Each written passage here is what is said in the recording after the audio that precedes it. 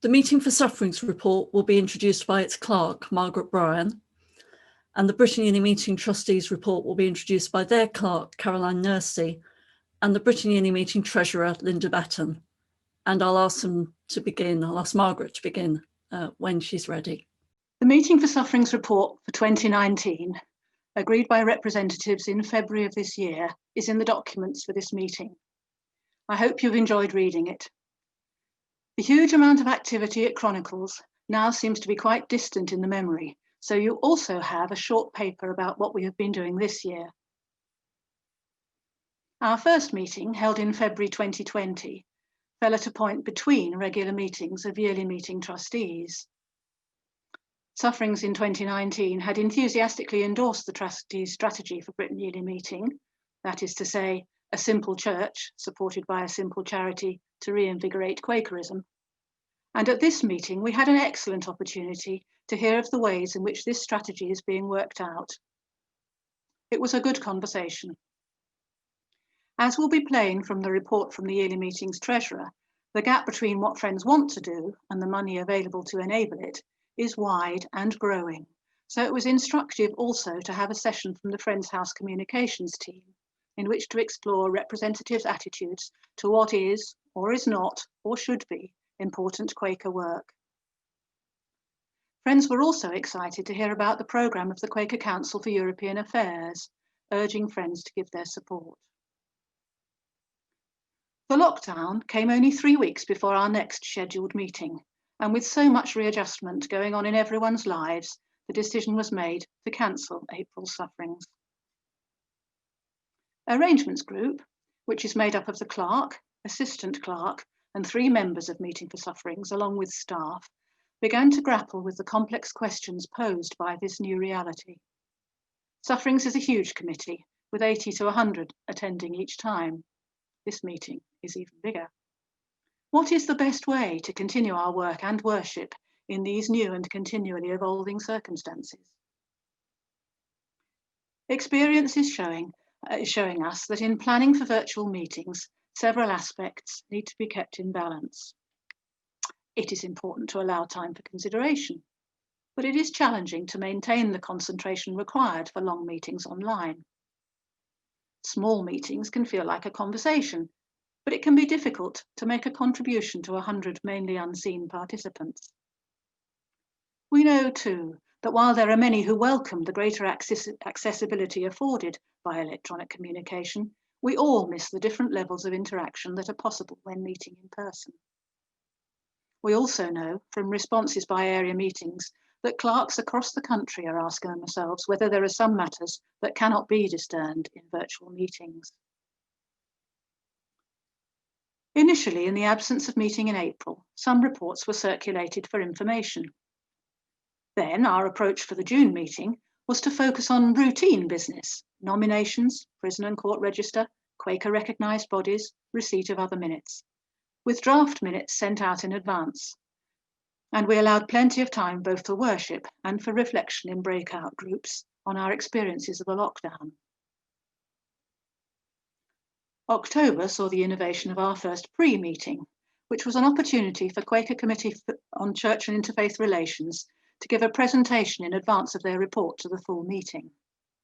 This was welcomed and well attended, and we plan to repeat the experiment for future meetings, beginning with Quaker World Relations Committee in about a fortnight's time. Despite having a longer meeting to replace our planned residential for this year, 2 reports, one from trustees and the other from the Quaker Stewardship Committee review group, showed us just how hard it is to do justice to such matters in the time allocated. And we minuted a desire to allow more time in the future. The final session of this October meeting was led by the co-clerks of the Book of Discipline Revision Committee, and it gave us our first exciting insight into the work of the committee so far. Following consideration in 2019 and the forwarding of information to area meetings, we had expected to return to the subject of assisted dying this year. Responses are trickling in, with some area meetings saying that such a sensitive subject is not, in their judgment, appropriate for virtual discussion, and we will return to it in 2021. It's very encouraging that area meetings have continued to minute their concerns, and racism was a thread running through correspondence to sufferings throughout the year. It provided the theme for our breakout sessions in October, and we will be returning to this at the December meeting, when our young people will be with us for the annual Participation Day. We are all affected in different ways by the challenges that COVID has brought to our lives in 2020. It is easy to react critically to what is or is not happening, and to urge that this or that or another thing must be done. I would urge us all to look around with thankfulness at everything that is going on, and in the words of Advice 28, to attend to what love requires. I'd like now to hand over to Caroline and Linda for their trustees' report.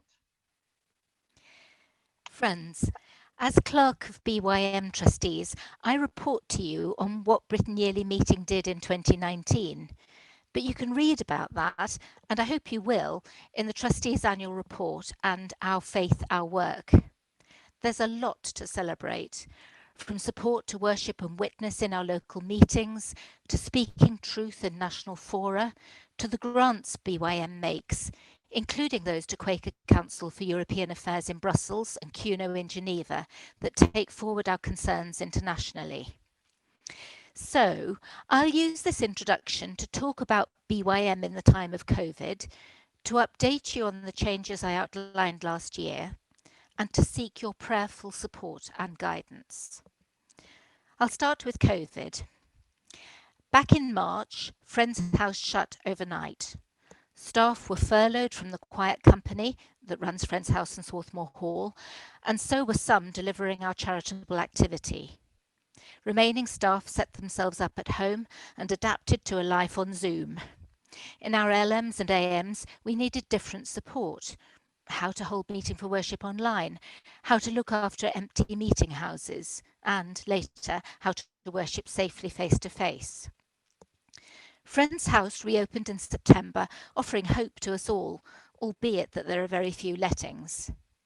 Friends House Meeting was worshipping there again, and the Bookshop Cafe was trading, until we locked down. I want to thank all our staff. Being furloughed is hard, and the others worked flexibly with colleagues across BYM and with Woodbrook, mainly from home. We've learnt a lot that will help BYM in a post-COVID world. Inevitably, the pandemic has reduced BYM's income, so we have to reduce staffing costs. There will be a pay freeze, and 31 staff are leaving through voluntary redundancy. We've been relieved to avoid compulsory redundancies this year.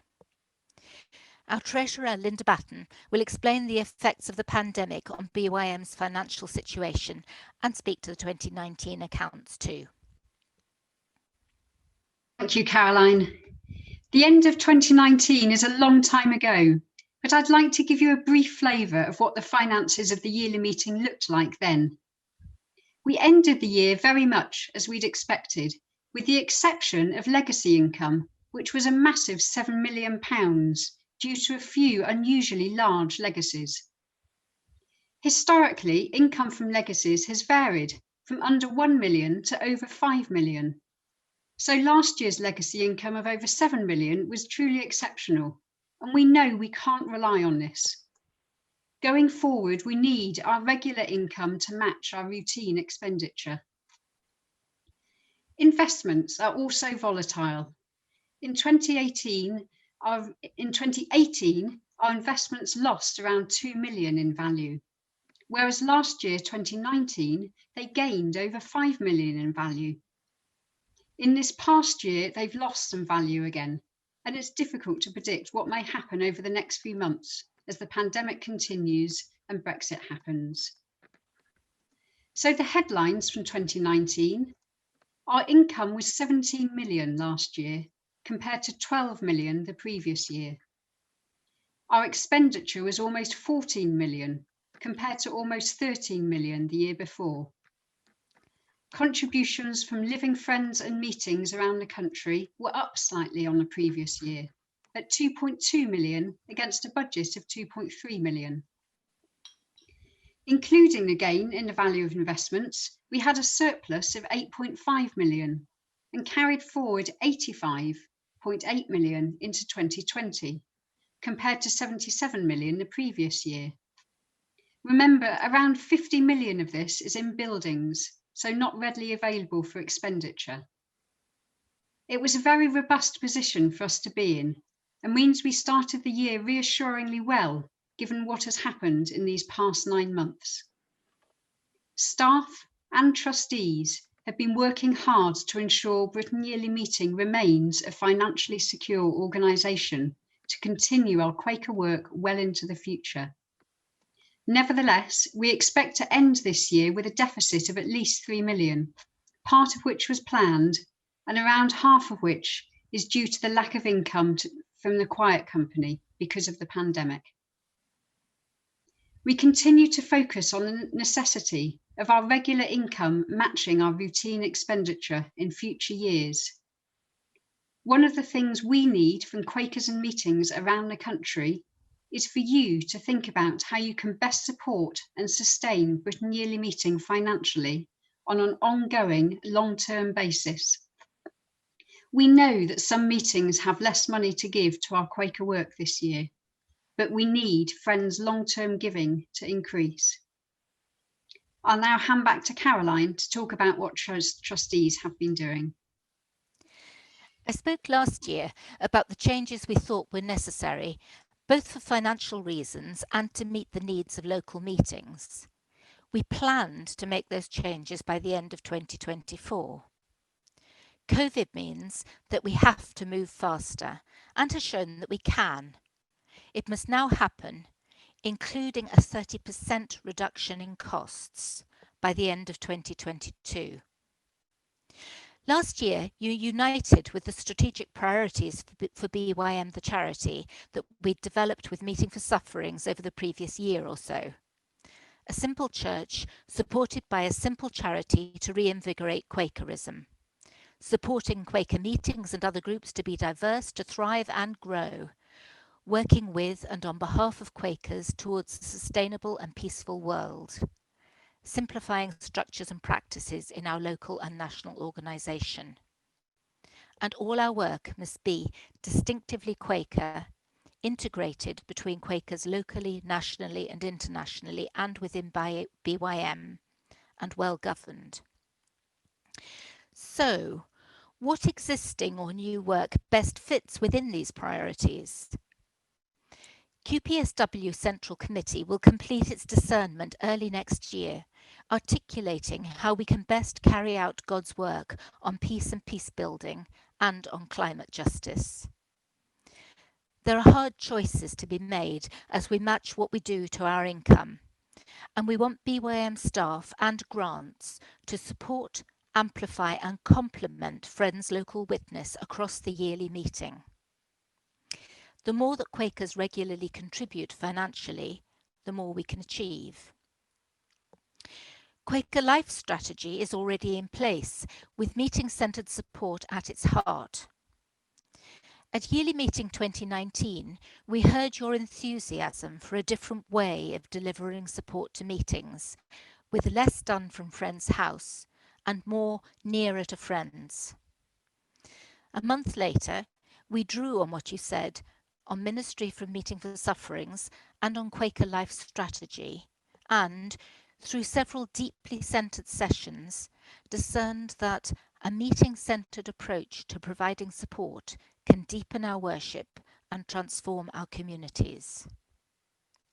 So, we will have a local development worker within reach of every meeting by 2023. I'm afraid this doesn't mean having one based in each area meeting, but it does mean having one accessible to every local meeting, who knows those meetings and can support local friends directly or in accessing other support. Such knowledge among existing local development workers has proved invaluable during the pandemic and informed all BYM's work. Early next year, a new hub will open in Carlton Hill Friends Meeting House in Leeds. Working closely with Leeds Area Meeting, we'll base one of the local development workers there and some of our specialist national staff, including the Deputy Recording Clerk. On the priority of simplifying our central governance structures, clerks of meeting for sufferings and of central and standing committees are clear that the current structures and processes are top-heavy and consume too much of friends' time that could otherwise be put into witness or worship. And they pull staff away from doing the actual work. A group comprising members of central committees, meeting for sufferings and trustees is working on ideas that will come for discernment by trustees and meeting for sufferings next year. Friends, how should we make our governance proportionate to the work while retaining the space for true discernment? Committees are already simplifying. As trustees, now we know that we can meet in right ordering online. We'll have only one face-to-face meeting in future. This will save money, reduce our carbon footprint, and also make it easier for a more diverse range of friends to give service. I want to finish with thanks to my fellow trustees for their work and for coming to meetings with hearts and minds prepared. I'm grateful that BYM has trustees. Difficult decisions have had to be made and made fast. And although we have a very capable management meeting leading the staff body, we could not have left the decisions to them. Trustees have met 7 times this year, 3 more meetings than usual, and mostly on Zoom. We've learnt that the Quaker business method adapts remarkably well to this medium, at least for smaller meetings, and we've been conscious of God's guiding presence. Trustees have provided discernment, and that has enabled staff on management meeting to act within the parameters set by trustees. And it's allowed me to support and guide the recording clerk in the knowledge that my judgment has been shaped in a meeting for worship for business. Trustees are all members of Meeting for Sufferings, and Meeting for Sufferings in session provides the guidance of a wider body of friends between yearly meetings. In this extraordinary year, this has been less easy than usual, but nevertheless invaluable. And we need your prayerful upholding, friends, today and as we take this work forward in the year ahead.